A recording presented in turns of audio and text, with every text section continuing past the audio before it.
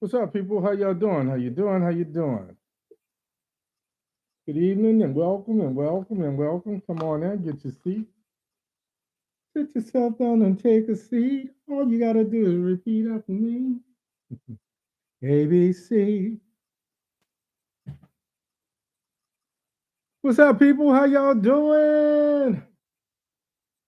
I gotta get my thing on. I gotta wet my whistle. How y'all doing, everybody? Where you at? Where you at? Where you at? Bum bum bum bum bum. Ba-dee dum bum bum bum bum. Ba-dee dum bum bum. Y'all know I've been in this New Orleans Mardi Gras mood. Now it's coming up. We called it Carnival. Mardi Gras was for the tourists. Carnival was for families, local families. It was the day that we all got together and as an extended family, and we enjoyed the festivities together. So shout out to my one of my old local groups, the Meters. Went on down to the Audubon Zoo and they all asked for you. They all asked for you. Well, they even inquired about you. I went on down to the Audubon Zoo and they all asked for you. And that's all I'm giving you. It's that kind of day, folks. How y'all doing?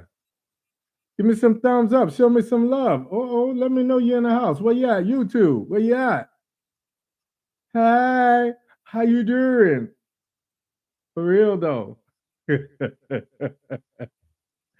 think that's one of the best characters.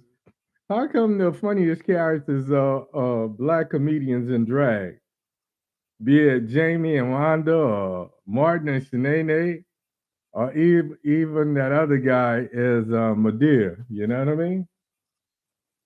I guess of the three, that other guy is Madeir has been the most successful. Madeir has been everywhere, huh? She done went to jail. She done had Halloween.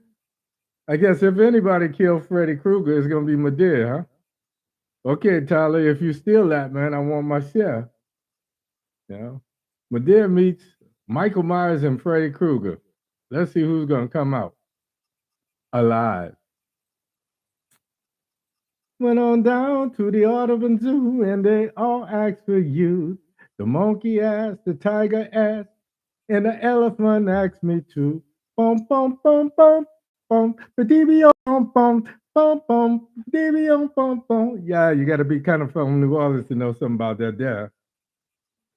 But it's amazing how some New Orleans music has made it into the big leagues, and um, some of the artists have had more success with the music than the original artist did.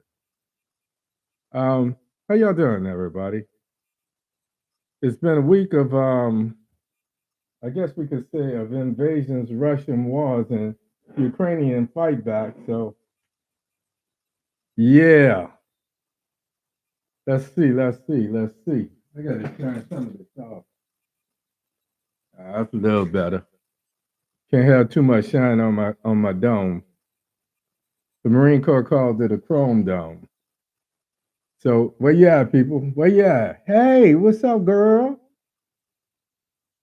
Ah, it's like some people always on time for school. Show me some love. Show me some hearts. Give me some fingers. Not that thing. No, no fingers. No fingers. No fingers. Give me some thumbs. Give me some love. Yeah, man. Yeah. Or as I always say, I love you too. But how can you mend this broken man? Something about I get my little taste and make me want to sing. Ah. How can lose I ever win? Baby, uh, ain't nobody bad like me. Hey, man, I'm hyped. I'm hyped. I'm hyped, and I'm mad, and I'm disgusted, and I got a mix of emotions. Hold on. I need some air. I need some air. Some air on the situation. Florida weather is just acting a fool. Man, that's a lot of love. You know I love you back, right? You know that, right?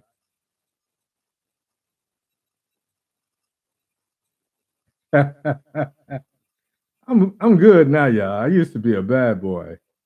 Shut up, Janice. You don't know nothing about that there. Yeah, but once upon a time, and but two things I got in trouble about: girls and girls, and more girls, and more girls. Yeah.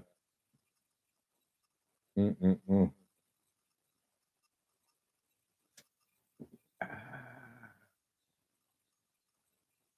It hits you right there, right there, right there. Was it's like 1 minute past the half, so I'm gonna go ahead and get started. And I know some people are just kind of caught up. To all of those people that sent me text messages, that sent me phone calls and DMs and all of this, the inquiries about what did I think of the State of the Union address. I want to say thank you, and then I want to say tune your buying in tonight, and you'll hear what I think about it. So we're gonna talk a little bit about that. We're gonna talk a little bit about Biden. We're gonna talk a little bit about Putin, Putin.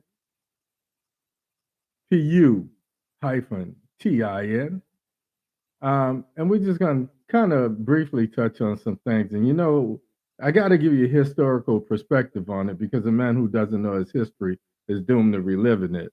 So with that, I'm gonna go ahead and get started. I'm gonna get in here and get out of here. We're not gonna mess around too much tonight. Uh, I'm gonna have to put together some music, so I might have to enroll some of you people in my choir here. Um, I want to say good evening and welcome to the show. As always, I say thank you for spending your Thursday nights with me. Of all the things that you could be doing, I'm truly, truly, truly humbled because you choose to be here week in and week out, listening to my interpretation, my analysis, my observations of what's going on in our world. And for that, I am truly, truly humbled. And I know I said that, but I can't say it enough. I'm truly humbled. My name is Hank Batiste. My show is called OMITdaLOGIC. This shit makes no sense. I'm your host tonight, and the voices in my head listen to President Biden and say the time for talk is long gone. Either send a message to Manchin and the other Dems that you are the president, or your presidency, your presidency will be overshadowed by nothing but empty promises. Um,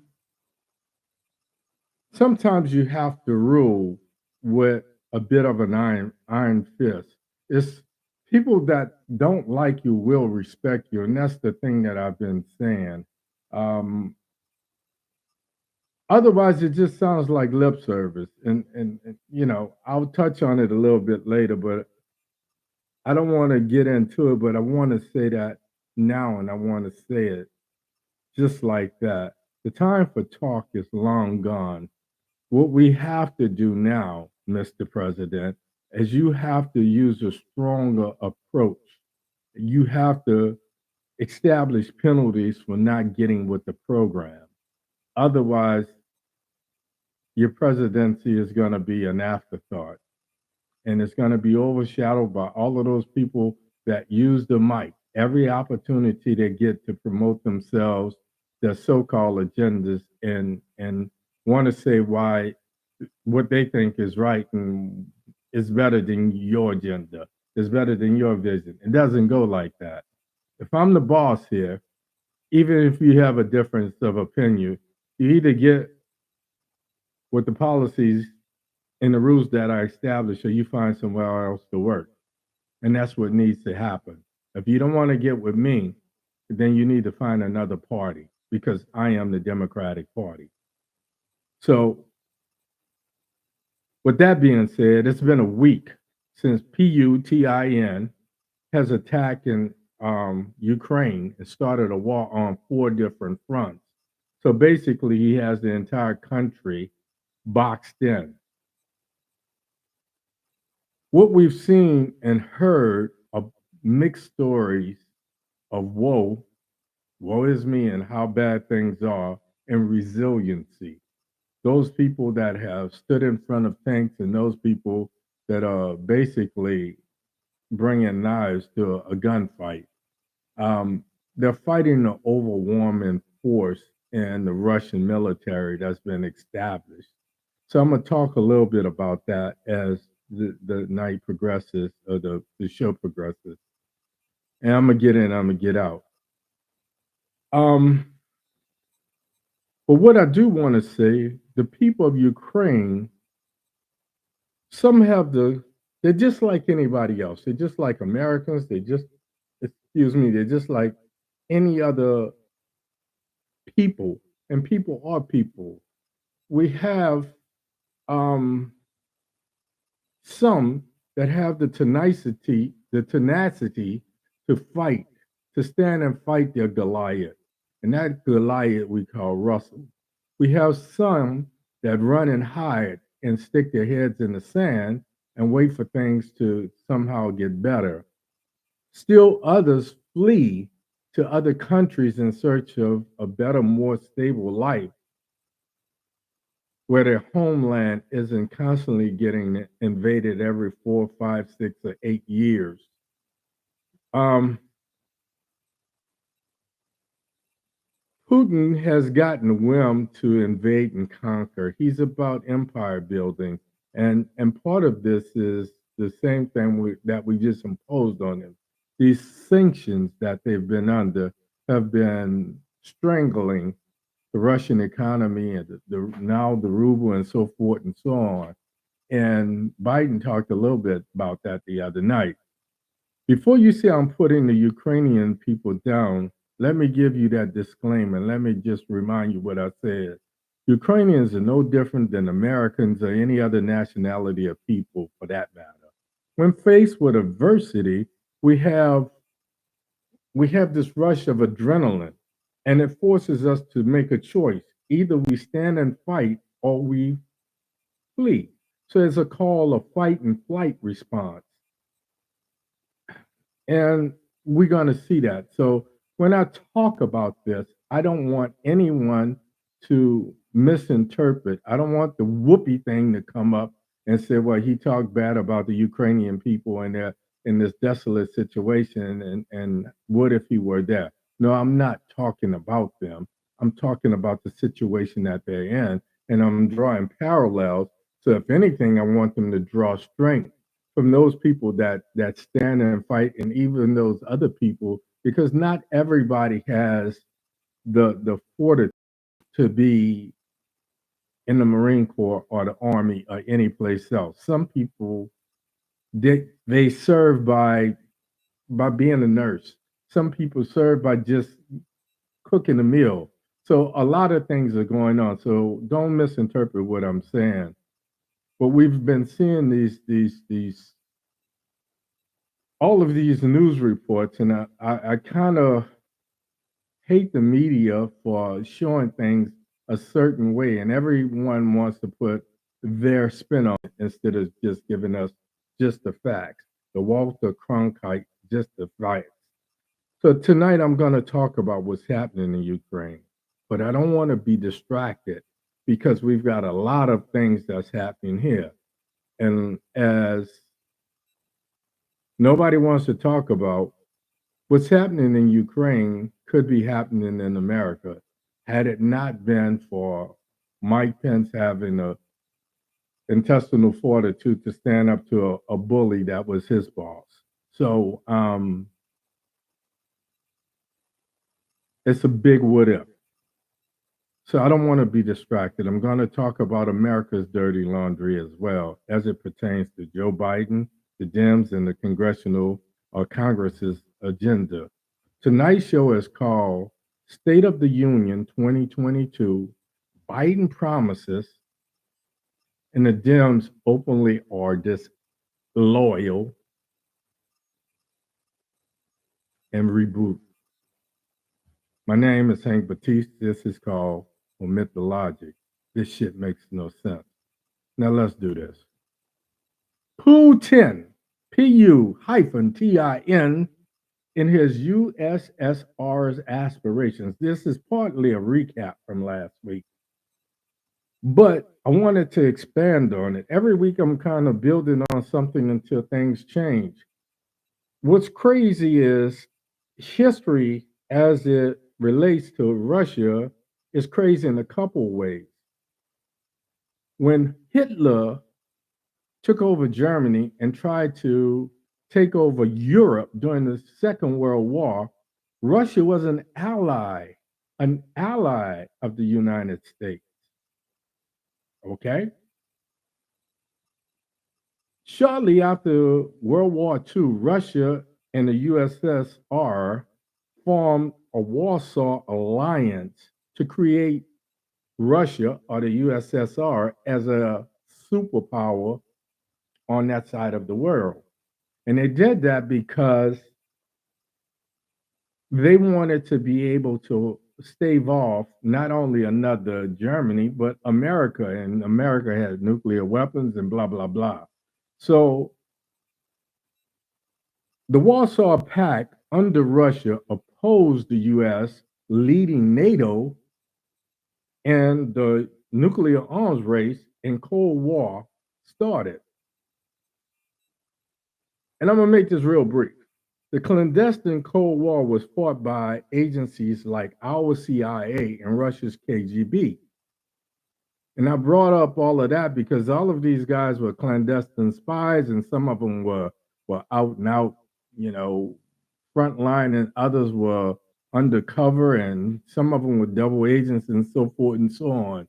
So when you think of the old movies, even the Bill Cosby I Spy thing, him and Robert Culp, all of that was about them having the cover of Bill being no, I guess it was Scotty that was supposed to be a Robert Culp. I don't remember the character's name, but Robert Culp was supposed to be a professional tennis player, and that was their cover. So they traveled around handling some of these clandestine situations. Putin was high up in the KGB. Now, some of our people, he's not the first KGB agent to become president. If you remember, George H.W. Bush ran the CIA. He was director of the CIA, and he went on to become vice president and president. So we can't necessarily put one person down. The difference is we've got our own wannabes.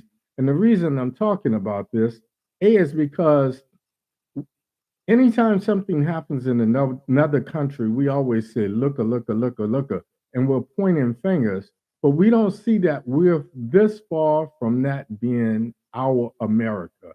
We're this far from that happening right here on our own home shores. So the clandestine war was fought by these spies, and they would have these international incidents every now and then. One of the most, if not the most notable incident during the Cold War and the nuclear threat came during the JFK's brief presidency. Russia placed missiles in Cuba. And JFK had about 13 days to decide whether he was going to escalate, de-escalate, or he stared them down.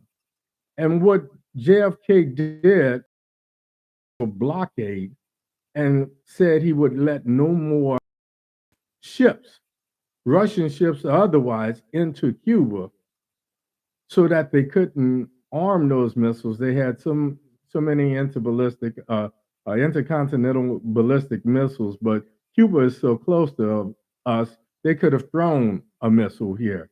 So that was the big thing. And this went on. My parents, some of our parents and older sisters and brothers, their generation was actually taught what to do in the event of a nuclear war.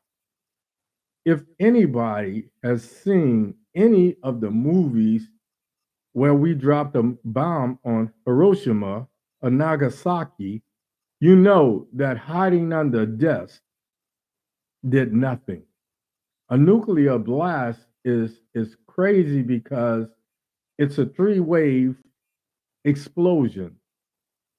It's an intense fireball beyond one's comprehension.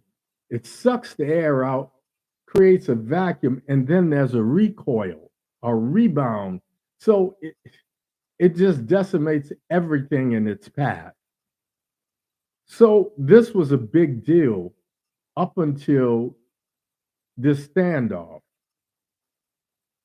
We thought after some time that we came to an agreement, and that happened primarily, let's say it culminated during the Reagan administration, where Reagan and Gorbachev got together and they decided to do some disarmament. So they talked about, we had enough bombs to blow up the world 10 times over. So it's time to start getting rid of some of this stuff. Because every time they would upgrade missiles, they kept other stuff in the silos. So they just added more places that they could send these missiles off. So that happened in 1991 when Reagan and Gorbachev, in that famous line, Mr. Gorbachev, tear down those walls. And that was pretty much the end of the Cold War as we knew it.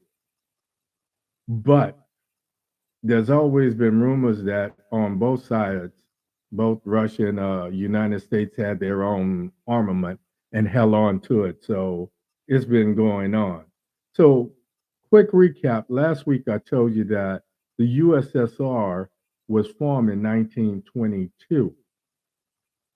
It's not coincidence that in 2022, what would have been the 100-year anniversary of the USSR, that Putin decides to invade and take over Ukraine. So it's not just about empire building, it's about rebuilding, in his mind, the USSR. That became evident. I said it last week and I said, remember, I said it first. Because if you listen to what Biden said the other day, he talked about this NATO alliance being prepped and ready if Russia decides to go beyond Ukraine's borders into some of the other Baltic nations that are members of NATO. Folks, if that happens, we're looking at the start of what could be the start of World War III. Now, then there's some rumors that China asked Russia. So China supposedly knew about this invasion or this war, and they asked Russia to wait until after the Olympics. Then it kind of makes sense why this little Russian girl was allowed to compete, even though she showed signs of 1, 2, 3, 4, 5 different banned substances, performance enhancing drugs. So during the Second World War, it was Japan, it was Italy, and it was Germany versus France, Britain, the United States, and Russia. So once upon a time, they were our allies. After the Second World War, they built themselves up to become a superpower, and that made them our enemy of sorts.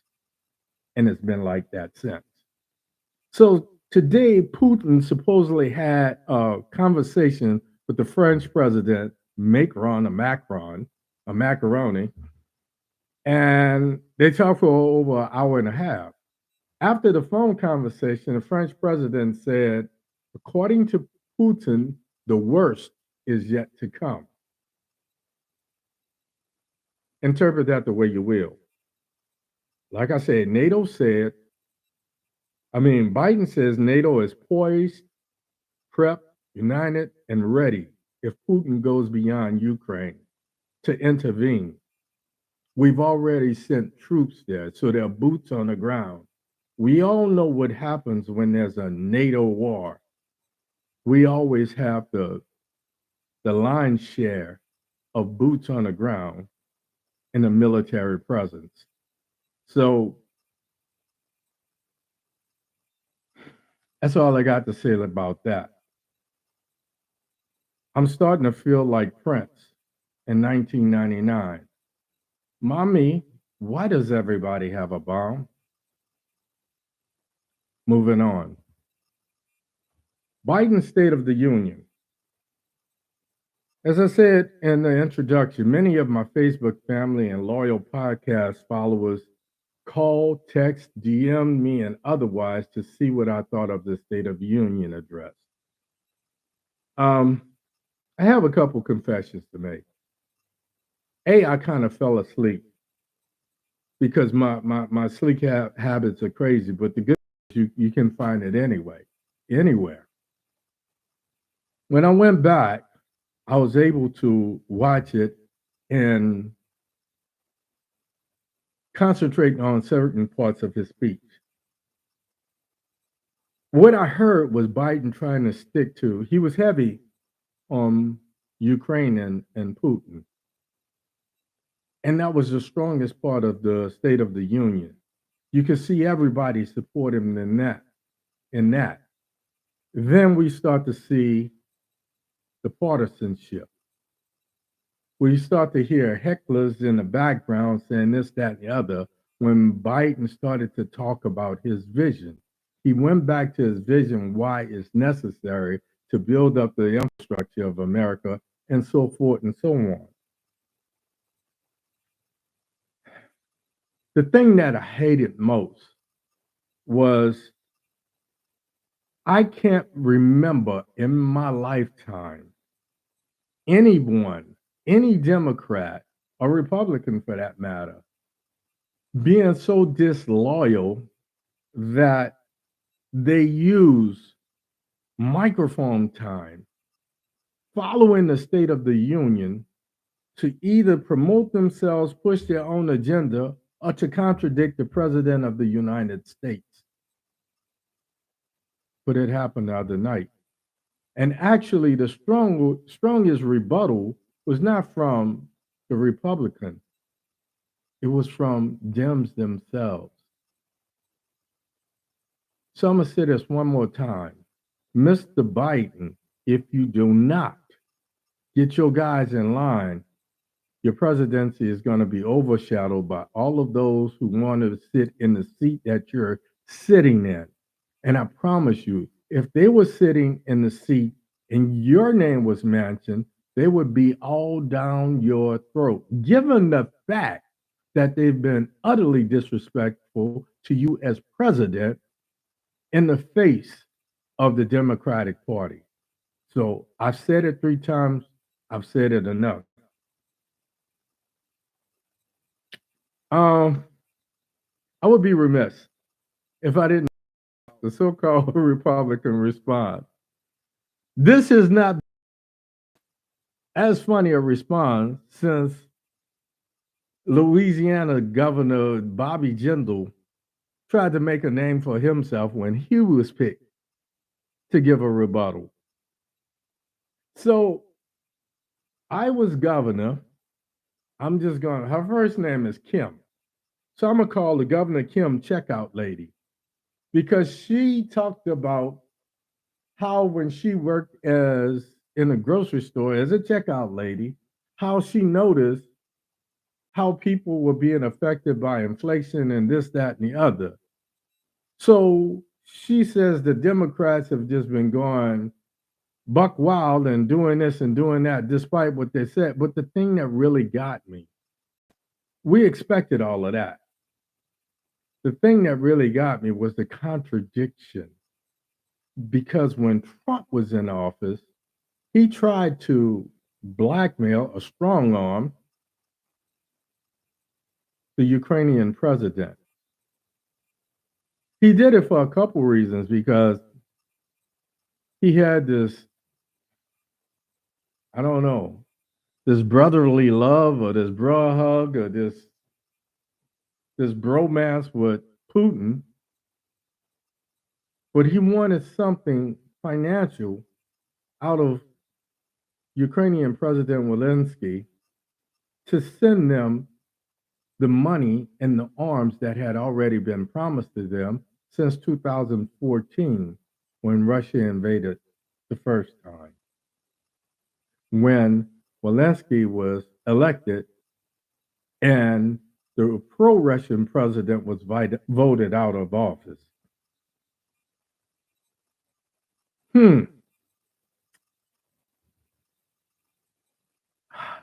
This shit is like a bad story on Lifetime.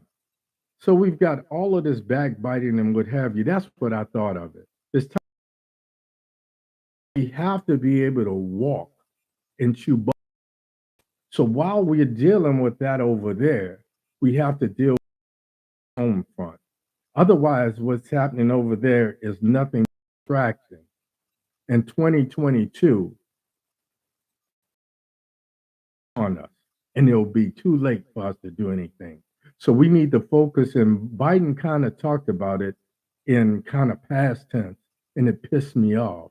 Things like the John Lewis Voting Act, things like police reform, because like I said last week, Black kids, young men and women are still being murdered by the police. The only difference is the media is not covering it. Now, whose fault is it? Is it the Dems? Is it the Republicans? Or what? But we need to have those things done. So we can't be so distracted by what's happening in Ukraine that we don't see some of those same things happening here in America. Let's deal with our dirty laundry. Let's get that shit stains off of our sheets before we hang them out. That's all I got to say about that, folks.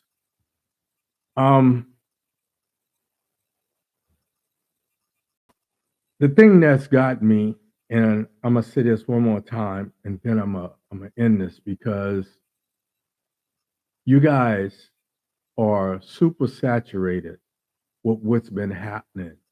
We've been putting up with this for a year. We're getting to a place where COVID is supposedly more manageable. Maybe we're coming closer to herd immunity. I don't know. But I still hear of people dying. And simply because it's not someone that I know doesn't lessen their debt. So we got too many things on the home front. But the thing that got me and the thing that gets me is, what if? What if Pence had done what Trump told him to do?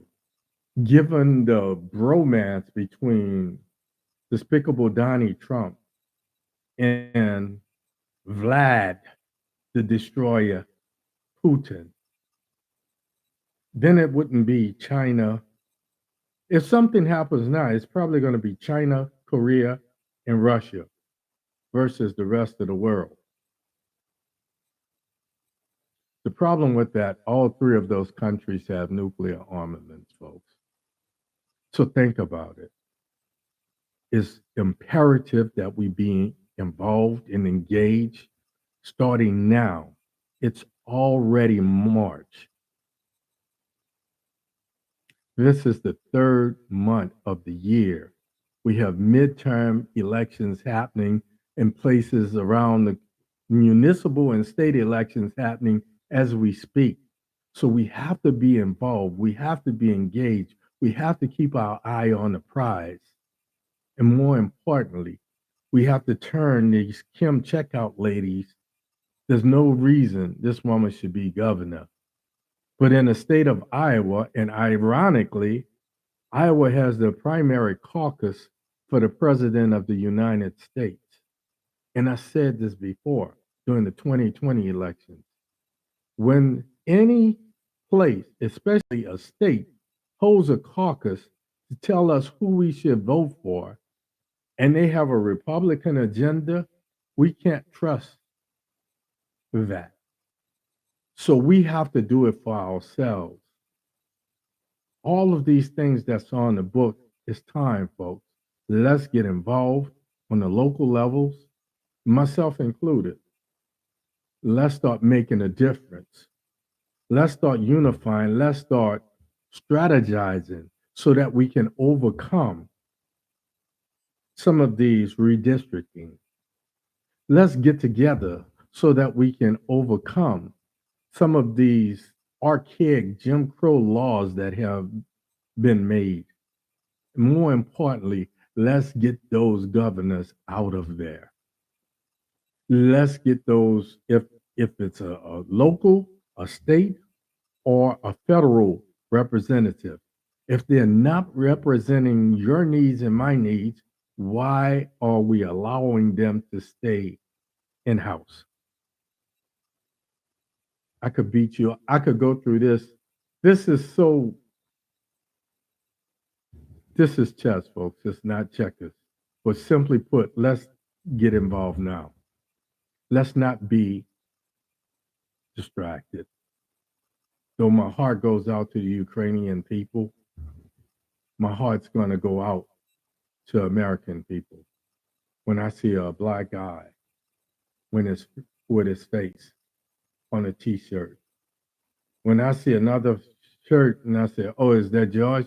No, that's not George Floyd. This kid's name is Amir.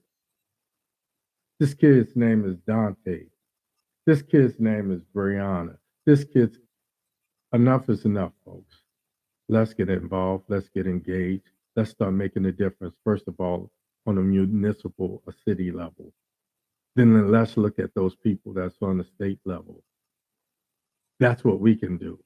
And then we can get on Mr. Biden's ass because the people he's listening to is not giving him good advice.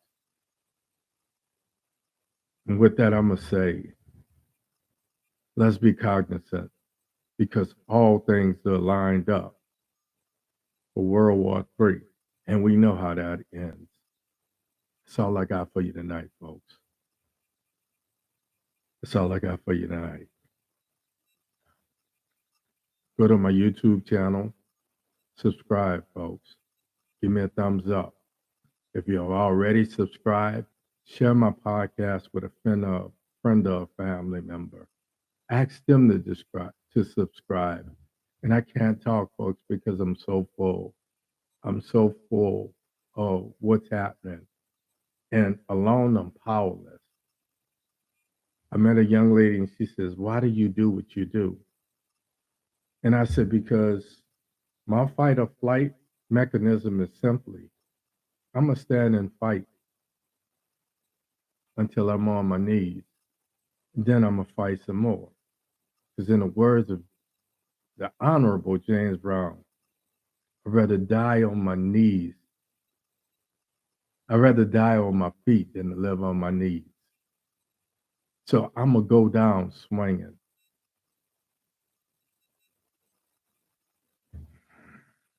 See you next week. Same Baptiste time, same Baptiste place. My name is Hank Batiste.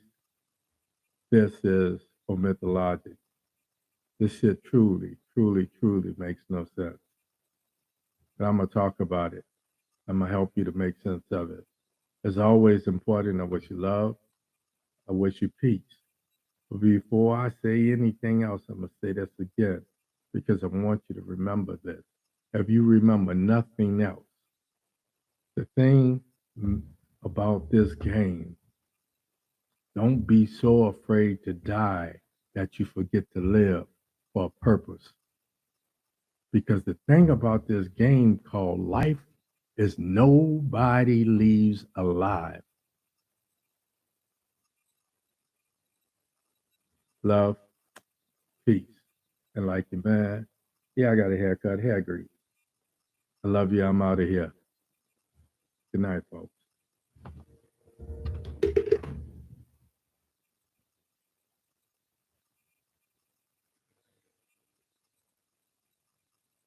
I'm going in and out.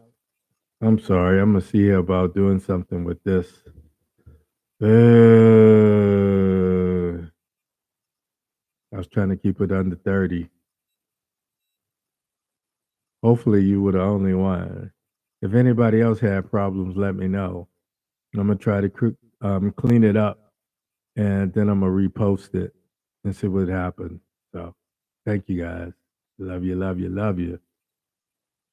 You ain't gotta love me back, but I know you do. Good night, sweetheart. Well, it's time to go.